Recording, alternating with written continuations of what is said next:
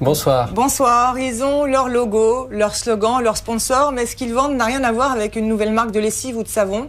Non, eux, ce qu'ils vendent, c'est la révolution. Oui, en 2001 en Serbie, il y a eu la révolution de velours, puis en 2003, c'était de la révolution des roses en Géorgie, 2004, la révolution orange en Ukraine, on s'y perd un peu, en 2005, c'était la révolution des tulipes au Kyrgyzstan. Et attendons de voir ce qui se passe en Azerbaïdjan dans 3 semaines, parce qu'il y a des élections. Oui, tous les anciens satellites de l'Union soviétique basculent dans le camp occidental depuis 5 ans.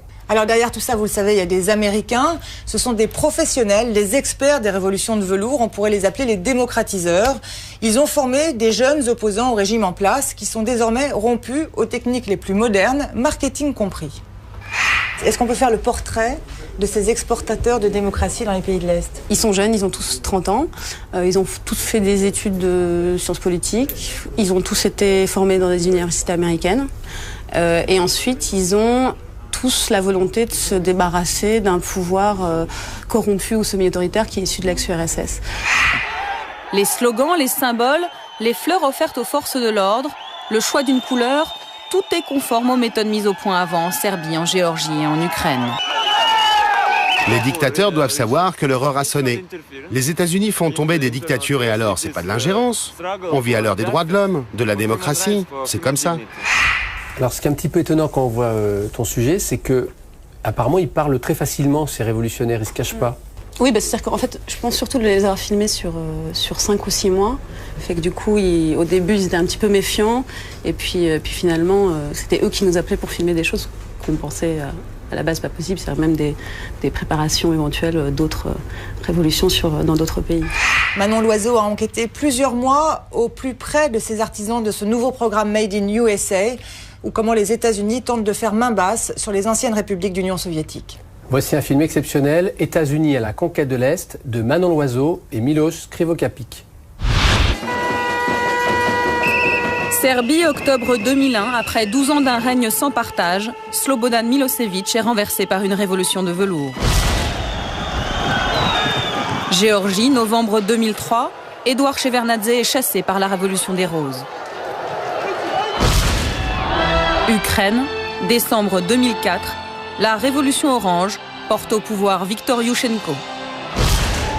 Kyrgyzstan, mars 2005, c'est la révolution des tulipes qui triomphe.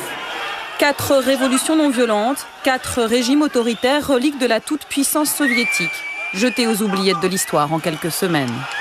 Et à chaque fois le même scénario, des élections truquées, un pouvoir qui se crispe, puis cède devant des manifestations qui emportent tout sur leur passage. Depuis 5 ans, rien n'arrête ce vent de liberté qui balaye un à un les anciens satellites de Moscou. Une aubaine pour George Bush. We have lit a fire as well. A fire in the minds of men. It warms those who feel its power.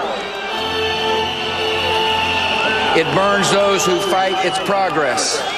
And one day, this untamed fire of freedom will reach the darkest corners of our world.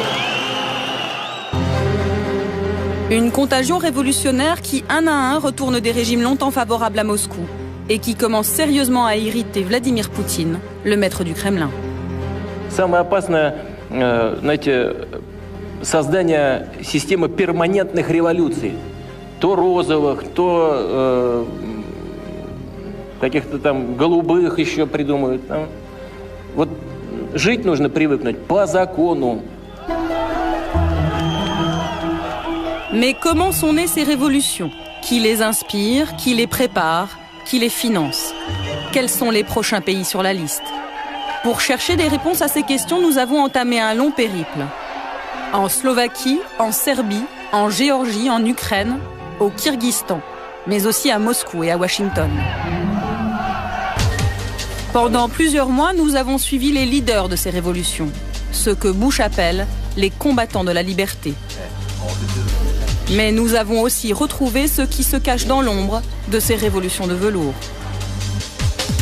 Voici les coulisses de cette conquête de l'Est que rien ne semble pouvoir arrêter.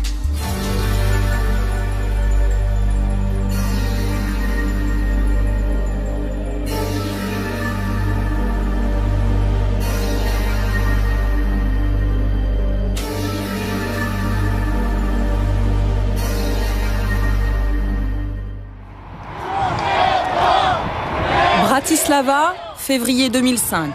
Nous sommes à quelques heures du sommet Bush-Poutine.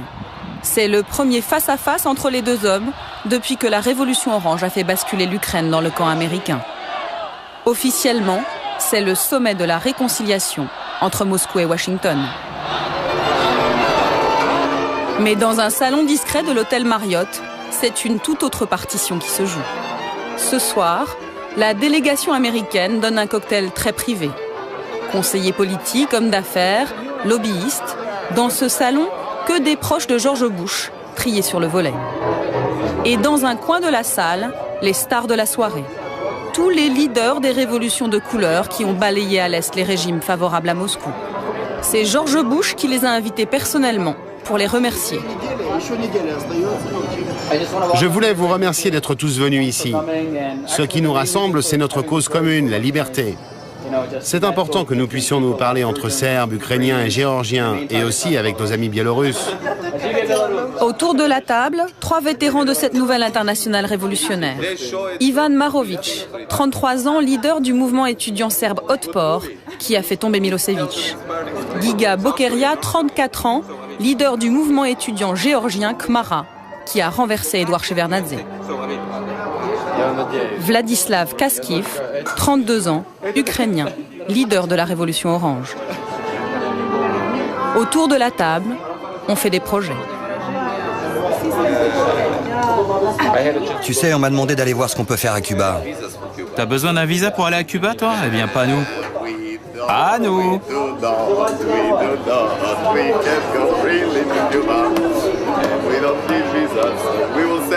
Tu vas voir, on va leur envoyer 10 millions de Serbes pour faire la révolution à Cuba. Dans ce sac, le kit du parfait révolutionnaire. CD-ROM, t-shirt, album souvenir. Vlad, le leader de la révolution orange, en profite pour faire des relations publiques. Venez, j'ai repéré quelqu'un d'important là-bas. Tout le monde veut ramener un souvenir de la révolution et saluer les héros. Particulièrement Paige Reef, un conseiller de la Maison-Blanche pour les pays de l'Est. Ces révolutions, c'est une vague. Qu'il s'appelle Poutine ou Loukachenko, le président biélorusse, eh bien cette vague, c'est comme un tsunami qui va les repousser aux oubliettes de l'histoire. Dernière photo souvenir avant l'arrivée du président américain. Demain, ils auront tous le privilège d'un entretien privé. On va dire à George Bush qu'il faut qu'il nous utilise pour aller démocratiser toute l'ex-URSS. La Biélorussie, l'Arménie, l'Azerbaïdjan, le Kyrgyzstan et bien sûr la Russie. C'est une chance unique de faire triompher la grande démocratie mondiale. Et on va le faire. L'entretien aura lieu à huis clos, mais le lendemain, George Bush fera de ces nouveaux révolutionnaires présents dans le carré VIP les vedettes de son discours. Remarkable men and women from across Central and Eastern Europe. We welcome you. We thank you for your example, for your courage, and for your sacrifice. And the democratic revolutions that swept this region over 15 years ago are now reaching Georgia and Ukraine. Eventually, the call of liberty comes to every mind and every soul. And one day, freedom's promise will reach every people and every nation. And may God bless you all. Un appel ouvert à la révolution, lancé 1 heure à peine avant l'arrivée de Vladimir Poutine, et qui va jeter un coup de froid sur le sommet de la réconciliation.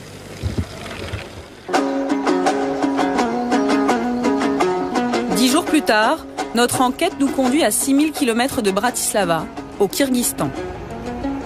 Il semble que dans cette ancienne république soviétique d'Asie centrale, on ait entendu l'appel de George Bush. Nous sommes entre les 2 tours des élections législatives et l'ambiance est tendue à Bichkek, la capitale kirghize.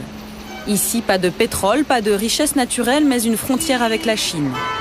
Alors, cette petite république est un lieu hautement stratégique pour Moscou et Washington. Les Russes y disposent d'une base militaire. Les Américains aussi ont la leur, 10 fois plus grande. Elle leur sert de base arrière pour leur opération contre les talibans en Afghanistan. Alors dans les 2 camps, on surveille de très près ces élections. Entre les 2 tours, le pouvoir a interdit toute manifestation et l'opposition craint des fraudes massives. Alors, comme en Serbie, en Géorgie et en Ukraine, les étudiants se préparent à descendre dans la rue. Une poignée d'entre eux nous a donné rendez-vous en pleine nuit dans un faubourg de la ville. La réunion est clandestine. Autour de cette table, une vingtaine d'étudiants opposants au régime. Ce soir, ils visionnent un film. Bringing Down a Dictator. Comment faire tomber un dictateur. Un film culte qui raconte l'histoire du mouvement serbe et qui a inspiré toutes les révolutions qui ont suivi. Un film produit par un Américain. Là, c'est les jeunes Serbes du mouvement étudiant d'Otpor qui montent à Belgrade faire la révolution. Regardez, il y a des centaines de personnes qui les acclament sur les routes, c'est incroyable.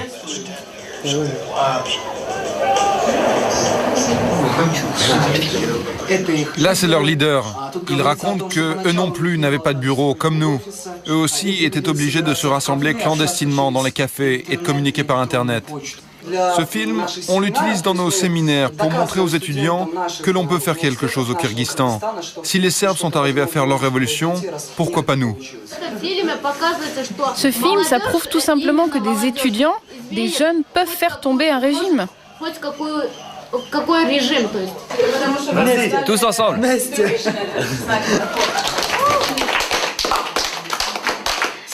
Serbie, Géorgie, Ukraine, Kyrgyzstan, hurrah!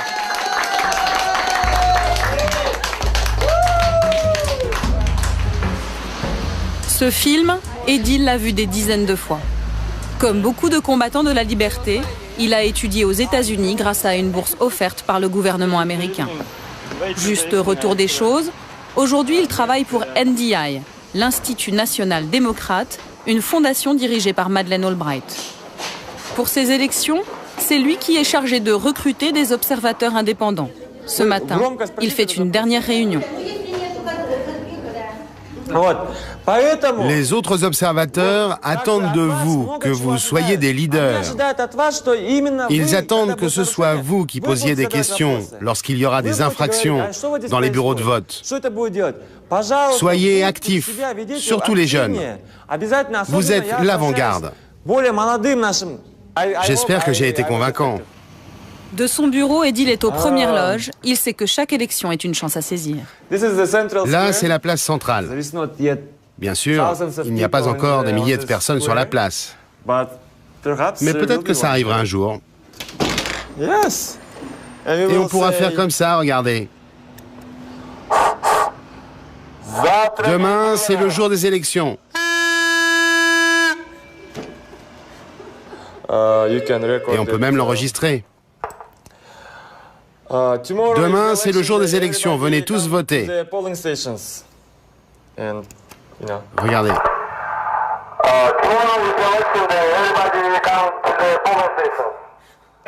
Regardez. J'ai même l'écharpe orange qui vient d'Ukraine. J'ai passé 1 mois et demi en Ukraine.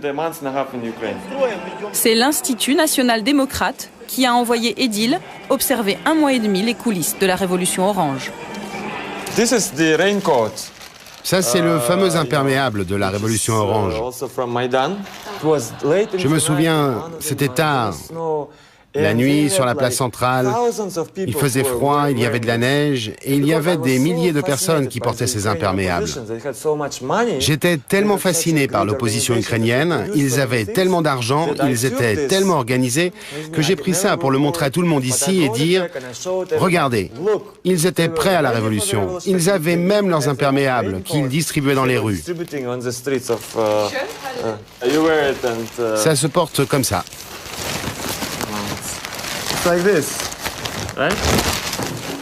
Cette logistique, ces moyens financiers illimités sont bien sûr essentiellement américains.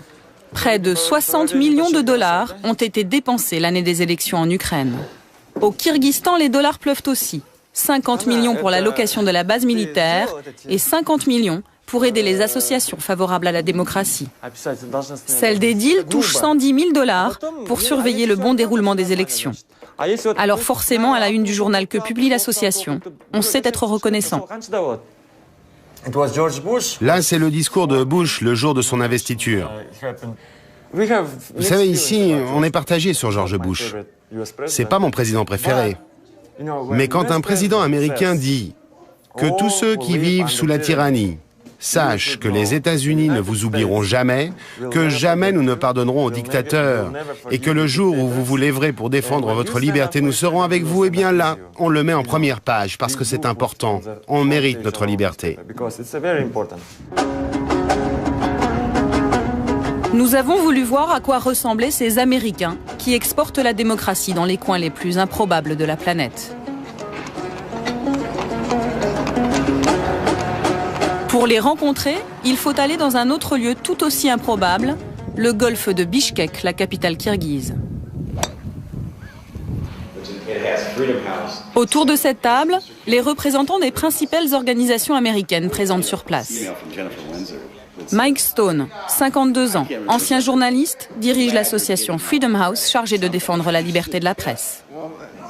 Brian Campbell, 48 ans, 15 ans de Kyrgyzstan, dirige le bureau de USAID, spécialiste dans l'aide au développement. David Greer, 43 ans, juriste, chargé de former les Kirghizes à l'économie de marché. Première surprise, ici, tout le monde assume son rôle sans complexe. La politique américaine au Kyrgyzstan, c'est d'exporter l'économie de marché dans l'intérêt des États-Unis.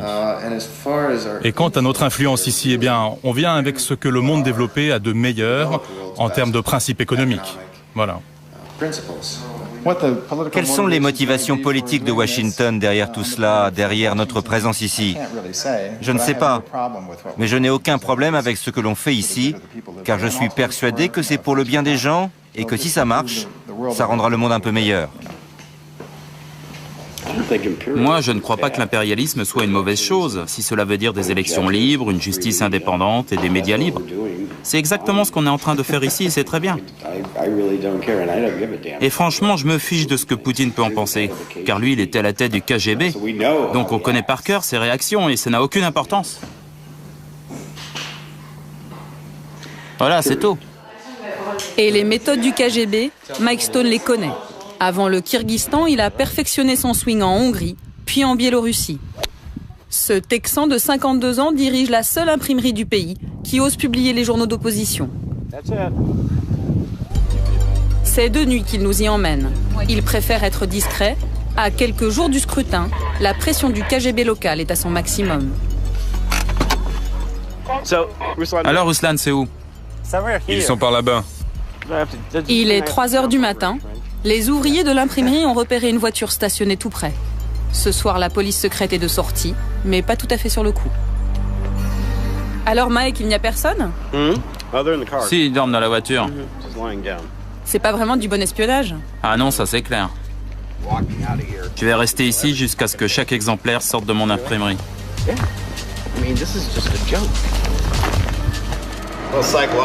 Tout ça, c'est de la guerre psychologique. T'inquiète. Si ça continue, je vais leur mettre de la musique country à fond. Tu sais, du Hank Williams. Jusqu'à ce qu'ils craquent et qu'ils décarpissent. Je suis sérieux, c'est comme ça qu'on a fait au Panama. On passait du rock devant le palais présidentiel jusqu'à ce que Noriega se rende. Vous vous souvenez?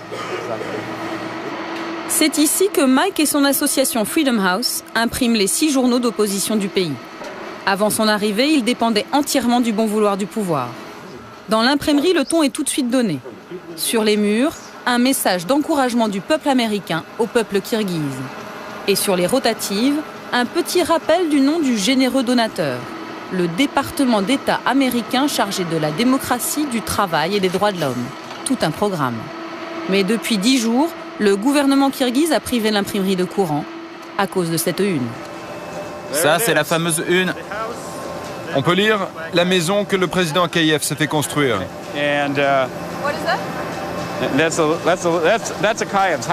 Là, c'est sa maison, ou plutôt son palace. Et là, à côté, un pauvre enfant qui n'a pas de toit sur sa tête. C'est pas mal, non, comme montage, hein?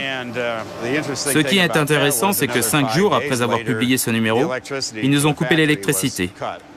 Et c'était 5 jours avant le premier tour des élections. L'imprimerie fonctionne désormais grâce à 2 générateurs prêtés par l'ambassade américaine. Mais le bruit court dans tout Bishkek que c'est pour une toute autre raison que Mike est privé d'électricité. Il paraît que vous avez publié ici un manuel pour faire tomber les dictateurs. Ah oui, ça, qu'est-ce que c'était? Je me souviens plus du titre.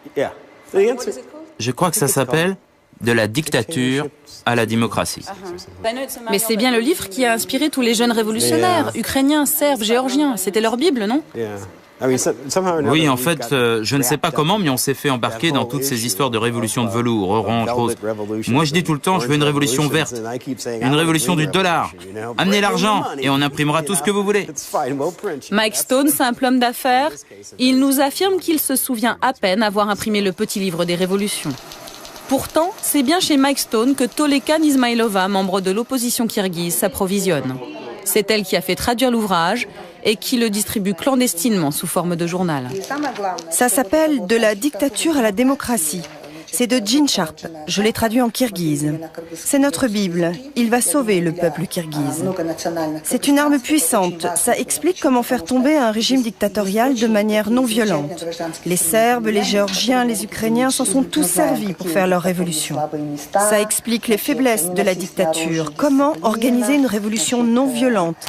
Et surtout, ça explique la stratégie pour venir au pouvoir.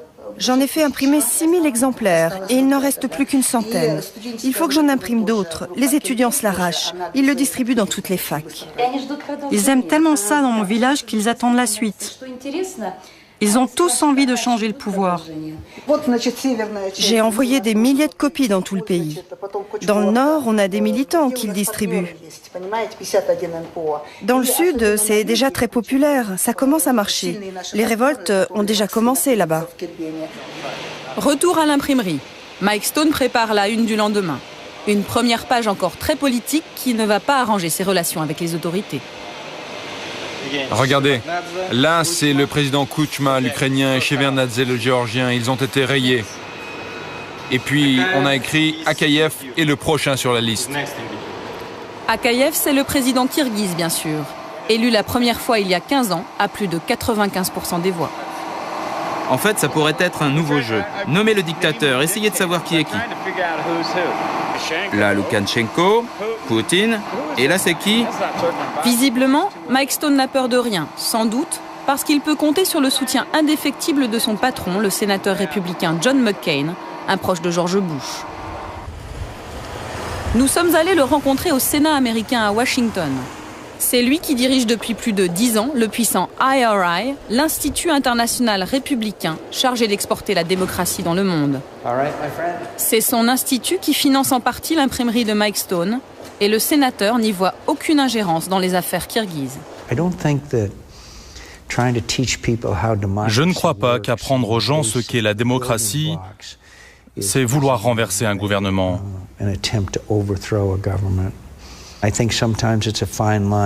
C'est vrai qu'il y a une frontière fine entre encourager la démocratie et intervenir dans les affaires intérieures d'un gouvernement. Mais je suis persuadé que même sans l'aide des fondations américaines, il y aurait eu un jour des révolutions en Ukraine, en Géorgie, au Liban. C'était inévitable. Cette ligne étroite qui sépare le soutien au mouvement démocratique de l'ingérence dans les affaires d'un pays indépendant, le sénateur McCain va la franchir allègrement devant notre caméra. Excédé par les coupures de courant qui paralysent l'imprimerie, il a demandé à Mike Stone de convoquer le ministre des Affaires étrangères kirghize en personne pour une réunion téléphonique. Et quand le sénateur américain ordonne, le ministre kirghize se déplace. Good morning from Washington, good afternoon in London, Prague, and Moscow, Beijing, and Baghdad, and good evening in Bishkek. I'm John McCain, ready for the media support. Pour que chacun retienne la leçon, la plupart des bureaux de l'organisation sont à l'écoute. The Kyrgyz Republic is an important ally of the United States, and we have expected that the printing press will continue to operate without obstacles created by either the Kyrgyz government or any state-controlled agencies. I'm outraged by the forced shutdown of the only independent printing press in Kyrgyzstan. This sort of information control is reminiscent of the old Soviet days and simply has no place in a free society. Pendant plus d'une heure, le ministre kirghize va encaisser. Il n'a pas les moyens de se défendre. Son pays surendetté est économiquement dépendant des États-Unis. À la fin du sermon, il est même contraint de s'excuser. Mr. McCain, do you hear me? Господин Маккейн, вы меня слышите? Да, я вас слышу. We are very sorry such incidents, which we are sorry about, should not put shadow on the image of our government, on its many times expressed commitment to support of independent mass media. Thank you. Thank you. Unless, the society Si une société n'est pas assez mûre pour la démocratie, matured enough for democracy, il est contre-productif d'essayer d'imposer cette démocratie.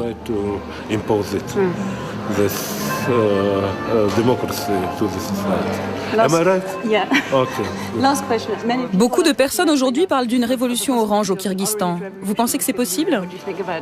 Je ne crois pas à la révolution orange. Je ne pense pas qu'on en ait besoin. Mauvaise analyse politique. 10 jours plus tard, la révolution éclate avec bien sûr les étudiants au premier rang des manifestants. Les slogans, les symboles, les fleurs offertes aux forces de l'ordre, le choix d'une couleur, tout est conforme aux méthodes mises au point avant en Serbie, en Géorgie et en Ukraine.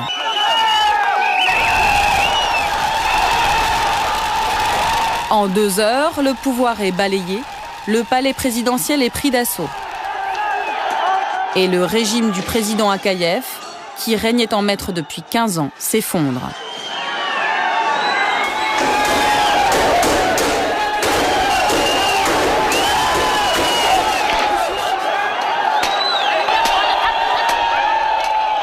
Dans la tourmente, nous avons perdu Edil qui 10 jours plus tôt rêvait devant notre caméra de voir la place centrale de Bichkek noire de monde. En quelques heures, son rêve est devenu réalité.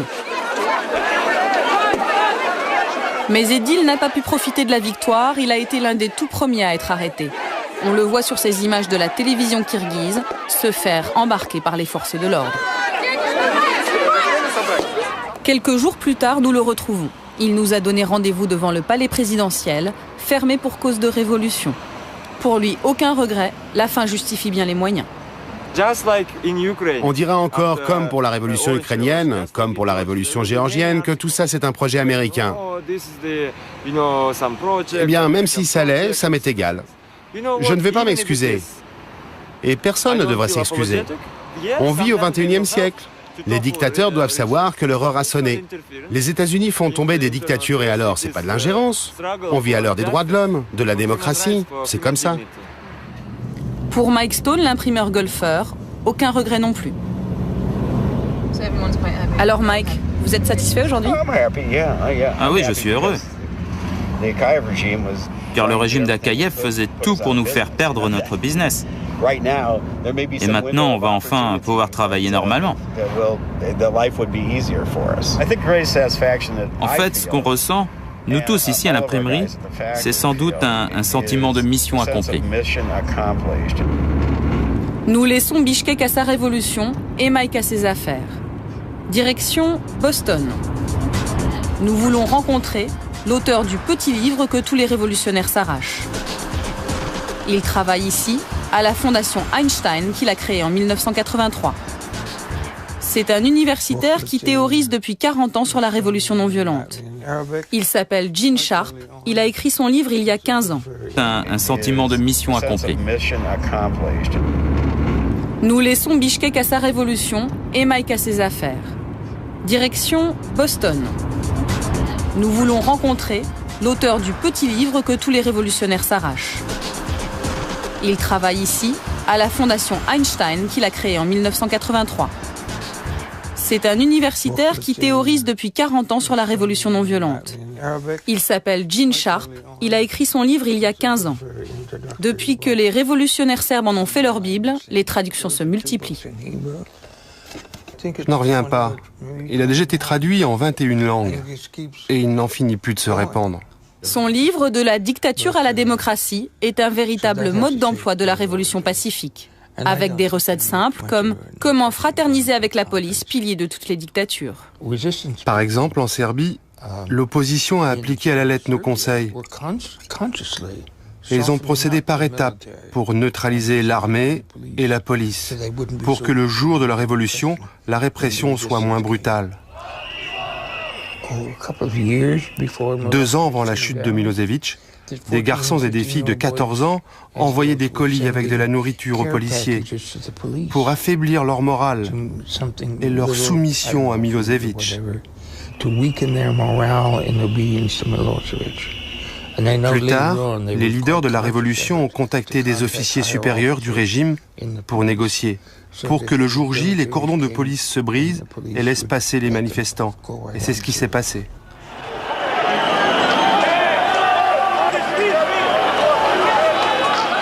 Mais l'homme de l'ombre, celui qui, depuis la révolution serbe, répand livre en main les bons conseils de Gene Sharp sur le terrain, n'a rien d'un universitaire. C'est un ancien militaire que nous cherchons à joindre depuis 4 mois. Il s'appelle Bob Elvie, parle rarement aux journalistes, mais nous a promis d'être là aujourd'hui. Vous travaillez avec Robert Elvie, non? Oui. Il est là? Oui, il est là. Regardez, c'est lui, Bob Elvie.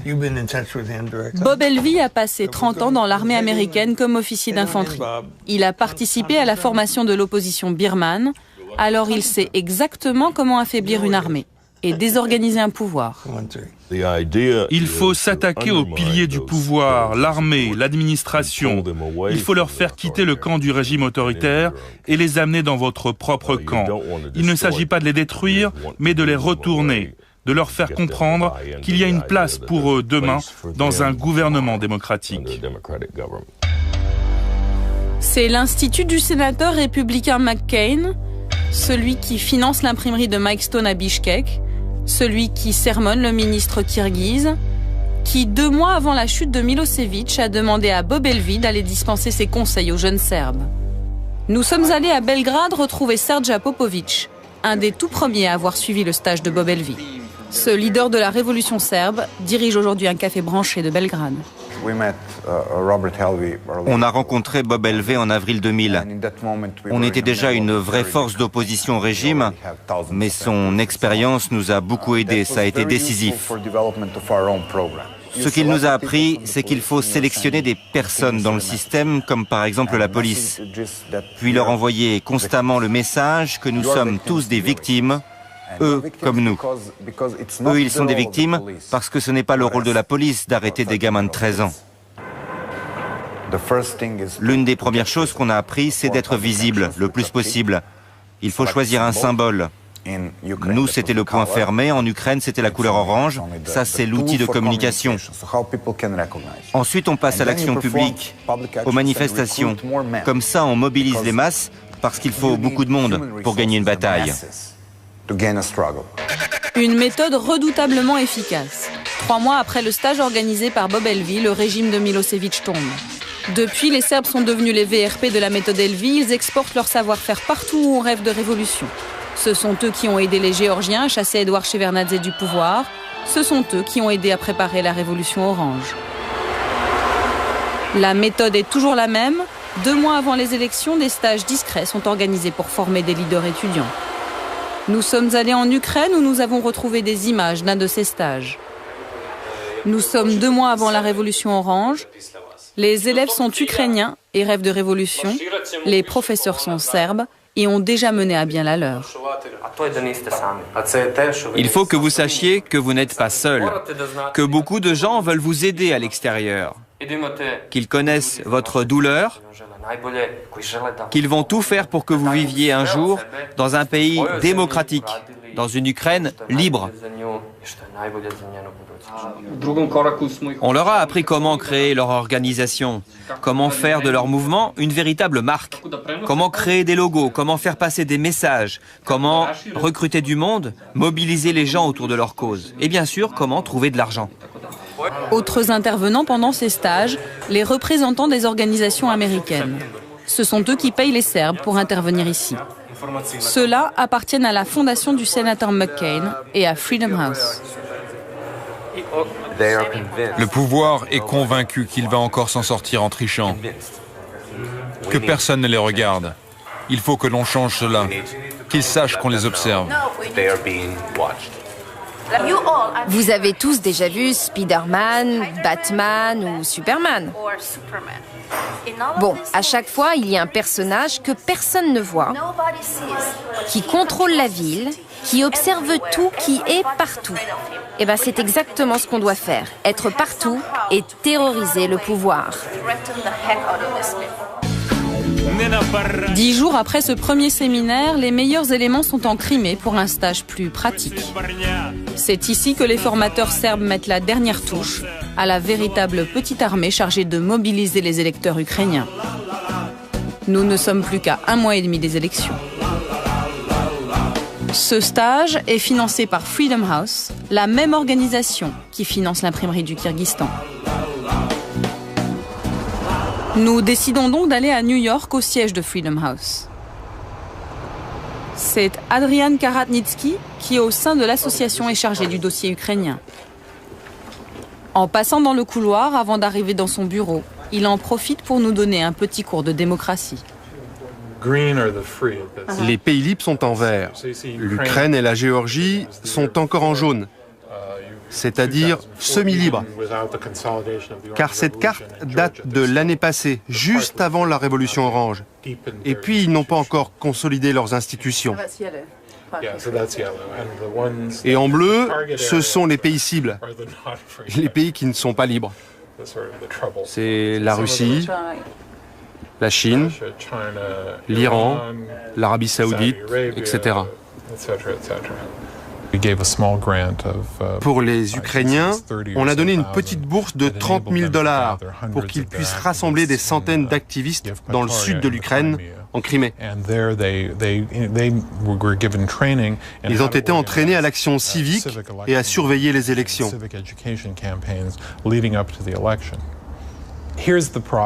En fait, dans les années 50, 60 et 70, ce genre d'activité était mené par la CIA de manière cachée. Cela donnait l'impression que les services de renseignements américains noyautaient les organisations et les partis politiques des pays. Ça faisait passer les mouvements locaux pour des instruments de la CIA. Il a donc été décidé que les États-Unis feraient désormais ce genre d'activité de manière transparente et publique. Et c'est ce qu'on fait avec nos fondations. Et la méthode est efficace. Nous sommes allés le vérifier en Géorgie. Une Géorgie qui, depuis la révolution des roses en 2003, a basculé dans le camp américain. Cet après-midi, Tbilissi, la capitale, attend la visite du président Bush. Les États-Unis déversent ici plus de $100 millions par an d'aides diverses et possèdent, comme au Kyrgyzstan, une base militaire stratégique.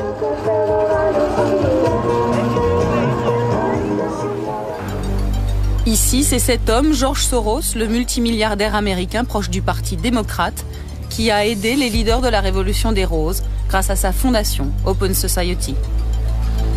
Kahal Omaya était à l'époque le représentant géorgien de la fondation de George Soros. Depuis, il est devenu ministre de l'Éducation nationale.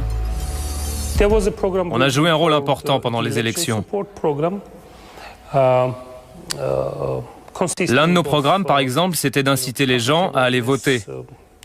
On a financé toute une série de concerts de rock, distribué des tracts, diffusé de la publicité à la télévision, etc., etc. Tout cela nous a coûté à peu près $300 000.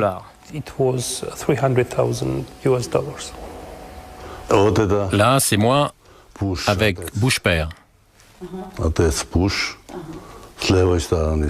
L'ancien président de Géorgie, Edouard Shevardnadze, lui, n'est plus rien du tout. Chassé du pouvoir, il vit avec ses souvenirs et une certitude. Les jeunes politiciens qui ont pris le pouvoir ont été pour la plupart financés par George Soros, le célèbre milliardaire américain. Je ne sais pas pourquoi il a voulu renverser le gouvernement géorgien. Mais ça n'a pas été une révolution. C'était un coup d'État. C'est vrai, certains dictateurs d'Asie centrale et d'autres pays de l'ex-URSS ne comprennent pas ce que l'on fait. Mais je vous assure que les peuples de ces pays le comprennent parfaitement. L'un des leaders de la révolution géorgienne, c'est Giga Bokeria. Nous l'avions croisé à Bratislava nous le retrouvons au Parlement de Tbilissi. À 34 ans, il entre et il sort comme il veut de l'hémicycle. C'est normal. Depuis la Révolution, il est devenu le principal conseiller du président géorgien. Mais ce matin, il n'assistera pas à la session parlementaire. À quelques heures de l'arrivée du président américain, il a rendez-vous dans un salon de l'hôtel Marriott avec Anatoly Lebedko, un opposant biélorusse qui est venu chercher des conseils pour faire la révolution chez lui. Car comme les Serbes, aujourd'hui les Géorgiens exportent leur expérience révolutionnaire, petit mode d'emploi en direct. Qui est vulnérable autour du président dans l'appareil d'État? Est-ce qu'il y a des personnes sur qui on peut influer, qui pourraient jouer notre jeu? Oui, ça c'est fondamental. Des personnes au sein même du régime. Des proches du président? Chez nous, tous ceux qui représentent une menace, eh bien notre président Loukachenko s'en occupe. Il les a soit mis en prison. La question principale, c'est effectivement l'argent. On va vous aider. On va faire quelque chose pour vous. On va vous donner des recettes pour prendre le pouvoir. Tu crois pas qu'il vaut mieux qu'ils éteignent la caméra? Vous pouvez arrêter de filmer là? 2 heures plus tard, dans le hall de la Banque centrale, Giga a remis son costume de conseiller. Avant l'arrivée de George Bush, le président géorgien s'apprête à rencontrer les correspondants de la Maison-Blanche. Pour nous, cette visite de Bush, c'est comme revenir sur la carte du monde après 200 ans de colonisation par l'Empire russe et soviétique. Celui qui invite ce soir, c'est lui, Bruce Jackson. Ancien officier de l'armée américaine, il est passé par les renseignements militaires et Lockheed, une multinationale de l'armement. Aujourd'hui, il dirige une fondation appelée sobrement Projet sur les démocraties en transition. En fait, on le retrouve partout où naissent les révolutions de velours. L'homme est discret, pourtant il accepte de nous faire partager sa vision du monde. C'est simple, ce qu'on voit en Russie, ça ne nous plaît pas. Il n'y a pas assez de démocratie et le pouvoir oppresse le peuple. C'est décevant. Ce qu'on voit ici, par contre, ou en Ukraine, eh bien ça nous plaît. Ça correspond à ce que l'on attend d'eux, ce qu'on attend d'une démocratie. Le choix est simple. D'un côté, c'est décevant, de l'autre, c'est excitant. Officiellement, Bruce Jackson n'est pas en tête sur la liste du protocole. Pourtant, quand le président géorgien arrive, c'est lui qu'il salue en premier. Monsieur le Président, laissez-moi vous présenter Brian, de CBS. Mikhail Saakashvili, 36 ans, est le plus jeune président du monde. Avocat, il a été formé à Harvard. Il doit beaucoup aux États-Unis, et il le sait. Après tant d'années d'oppression et de corruption, la Géorgie est aujourd'hui un exemple vivant que la démocratie peut marcher dans cette région du monde. On croit dans les mêmes valeurs que les Américains et on se souvient de ce que les États-Unis ont fait pour nous ces dernières années. On est très heureux de vous accueillir ici. Et depuis qu'il peut compter sur le soutien sans faille des États-Unis, le jeune président géorgien n'hésite pas à s'en prendre directement à l'ex-grand frère soviétique. C'est clair qu'il faut que les bases russes quittent la Géorgie. On veut le faire de manière civilisée, on ne veut pas les pousser dehors. Mais regardez donc les Syriens, ils ont bien quitté le Liban en 3 semaines alors qu'ils avaient 4 fois plus d'hommes que les Russes ici. Tout le monde doit comprendre aujourd'hui qu'il n'y aura plus jamais d'empire soviétique. À quelques pas du président géorgien, Bruce Jackson est très attentif. J'ai dit quelque chose qu'il ne fallait pas? Non, continuez, Monsieur le Président, tout va bien. Allez, c'est bon, laissez le président un peu tranquille, il n'a même pas pu boire un verre de vin. On vous présente souvent comme l'homme de l'ombre de ces révolutions. Oui, je sais, et ça m'attriste que la presse française écrive ce genre de choses. Ce n'est pas ce que je fais. Vous savez, il y a plein de gens du gouvernement ici, beaucoup plus intéressants à voir que moi. Fin de l'interview. Bruce Jackson s'éclipse discrètement avec Giga. Nous lui arrachons tout de même la promesse de nous recevoir au siège de sa fondation à Washington. Au centre de Tbilissi, l'ambiance monte. L'arrivée de George Bush est annoncée dans 1 heure et plus de 200 000 personnes se sont rassemblées sur l'ancienne place Lénine, rebaptisée Place de la Liberté. Anatoly Lebedko, le Biélorusse, continue sa tournée des sponsors. Nous le retrouvons dans les bureaux de l'IRI, la fondation du sénateur McCain. Au mur, un t-shirt imprimé par la Fondation et qui annonce toutes les dates de la grande tournée des révolutions, avec celles déjà faites et les autres marquées TBD, To Be Done, en français, celles à faire. Les prochains sur la liste, c'est nous, les Biélorusses. Les élections sont prévues en 2006. C'est un beau palmarès, non? Les prochains, c'est vous? Oui, c'est sûr. L'année prochaine, c'est pour nous. Pour sa première rencontre avec George Bush, Anatoly ne fera pas partie des invités qui comptent. Il lui reste une révolution à faire pour prétendre au carré VIP.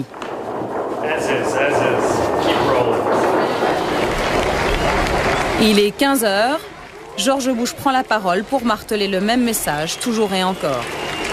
As free nations, the United States and Georgia have great responsibilities, and together we will do our duty. By extending liberty to millions who have not known it, we will advance the cause of freedom. Chez moi, c'est une petite Union soviétique et on doit absolument rejoindre le monde civilisé. Et vous pensez que George Bush peut vous aider?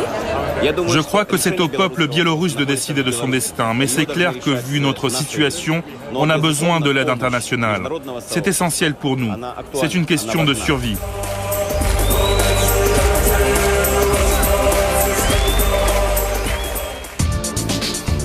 Quelques jours plus tard, direction Washington. Après des mois d'attente, Bruce Jackson, le lobbyiste en chef de la Maison-Blanche, nous autorise enfin à venir au siège de sa fondation. Tout sourire, il nous fait visiter le bureau où sont passés tous les leaders des révolutions de couleur. Au mur, des photos de son père, un des fondateurs de la CIA, et puis de George Bush, bien sûr. Sa femme est biélorusse et elle aussi très active. Regardez là, c'est ma femme, avec Condi Rice. Avec qui? Là ici, Condi Rice, et ma femme.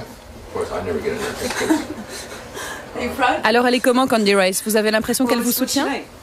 Elle est formidable. Elle vient de dire publiquement que la Biélorussie devait devenir un pays libre, qu'il fallait changer le régime et que les États-Unis allaient tout faire pour obtenir cela.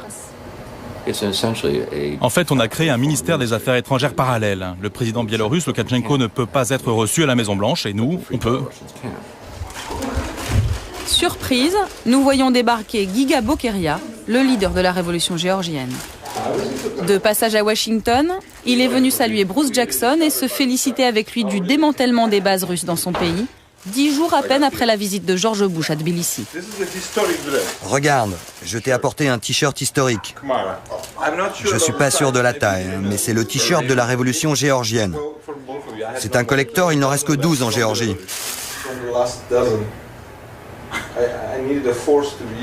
Le rendez-vous ici se passe très bien. Tu sais, ils sont très contents de toi ici. Tu fais du très bon travail. C'est bien.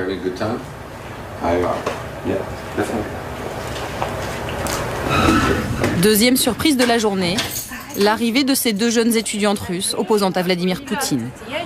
Elles viennent tout juste de créer un mouvement d'opposition et sont ici pour chercher du soutien.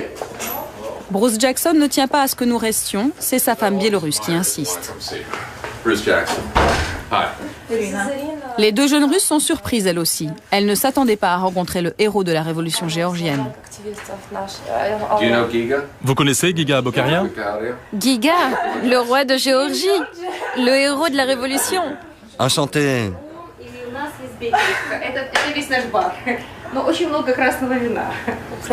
Si les Ukrainiens ont réussi à se sortir de là, alors pourquoi pas nous? C'est pour cela que c'est très important de rencontrer des gens comme Bruce Jackson ou comme Giga. Ils peuvent nous conseiller, c'est essentiel. En fait, ça se répand dans des pays de plus en plus grands. Ça a commencé dans la petite Serbie, puis la Géorgie, puis l'Ukraine, puis pourquoi pas l'immense Russie. En Russie, c'est une question de temps et bien sûr du prix humain qu'il faudra payer. Jusqu'où le régime sera prêt à aller pour rester en place. Mais je suis certain que ça arrivera. Vous allez les conseiller? Je n'appellerai pas ça du conseil. Je leur parle de mon expérience et de toutes ces recettes que vous connaissez. Après, ils verront bien ce qu'ils pourront faire concrètement chez eux, en Russie. La réunion durera plus d'1 heure, mais hors caméra. Bruce Jackson nous a prévenus, Faire la révolution en Russie, c'est-à-dire s'attaquer directement à Poutine, est un sujet trop sensible. C'est pourtant le prochain objectif. 3 jours plus tard, nous décidons d'aller à Moscou retrouver Yulia, l'une de nos étudiantes russes. Depuis que les révolutions s'enchaînent à l'Est, l'ambiance s'est durcie et la police traque le moindre mouvement de contestation. Yulia a installé les bureaux de son tout jeune mouvement ici, au rez-de-chaussée de cette maison du centre de Moscou. Je vais vous montrer la salle de réunion où tous les mouvements de jeunes contre Poutine se rassemblent. L'endroit ressemble à beaucoup de ceux que nous avons vus au cours de notre enquête. Les mêmes bureaux minuscules, les mêmes slogans au mur. Difficile d'imaginer que d'ici peut partir une révolution. Notre mouvement s'appelle Aborona, ça veut dire défense. On est tout jeune, ça ne fait que 2 mois qu'on a fait notre première manif. Voilà notre logo. C'est avec ce drapeau qu'on va au rassemblement. C'est le même que les Serbes, les Géorgiens. On l'a pris comme symbole de lutte commune. Nous, notre objectif principal, c'est lui, Poutine. On en a marre de lui, marre de ce régime policier qu'il a instauré en Russie.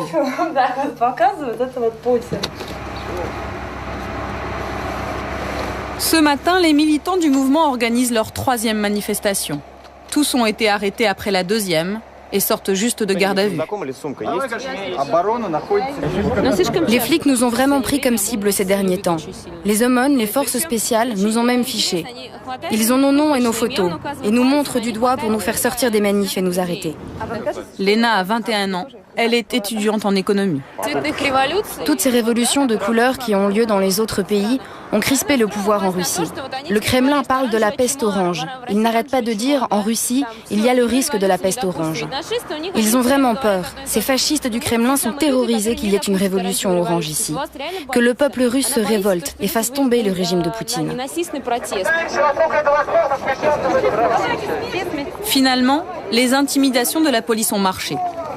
Ils ne sont qu'un peu plus de 300 à la manifestation, encadrés par les tristement célèbres forces spéciales qui opèrent en Tchétchénie.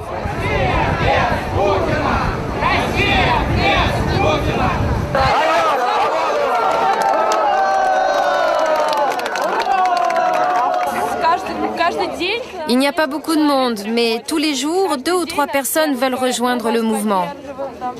En fait, on est bien plus nombreux qu'il n'y paraît. La réponse de Vladimir Poutine aux menaces de révolution, la voici. Ils s'appellent les Nashis, ce sont les jeunesses poutiniennes, un mouvement très encadré par le pouvoir russe et créé juste après la révolution orange. À chacune de leurs manifestations, ils sont des dizaines de milliers à faire front contre ce qu'ils appellent le virus révolutionnaire.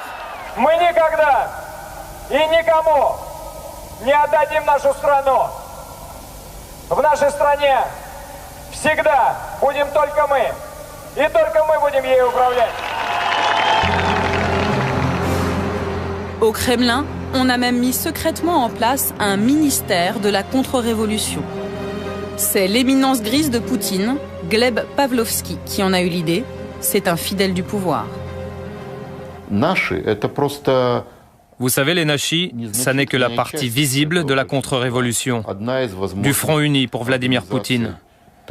Si on nous y pousse, on pourra activer toutes les armes de ce front, et elles sont redoutables. On va commencer par résister à nos frontières. On ne va pas laisser les États-Unis se mêler de nos affaires. On ne veut pas que l'Amérique soit chez nous, dans notre maison. On ne veut pas que les États-Unis nous apprennent à être russes. Si les Américains décident d'aller jusqu'au bout de leur conquête de l'Est, et si la révolution russe a vraiment lieu, beaucoup prédisent qu'elle aura une couleur toute choisie. Rouge. La couleur de l'affrontement inévitable entre 2 forces que lentement mais sûrement, on est en train de dresser dangereusement l'une contre l'autre.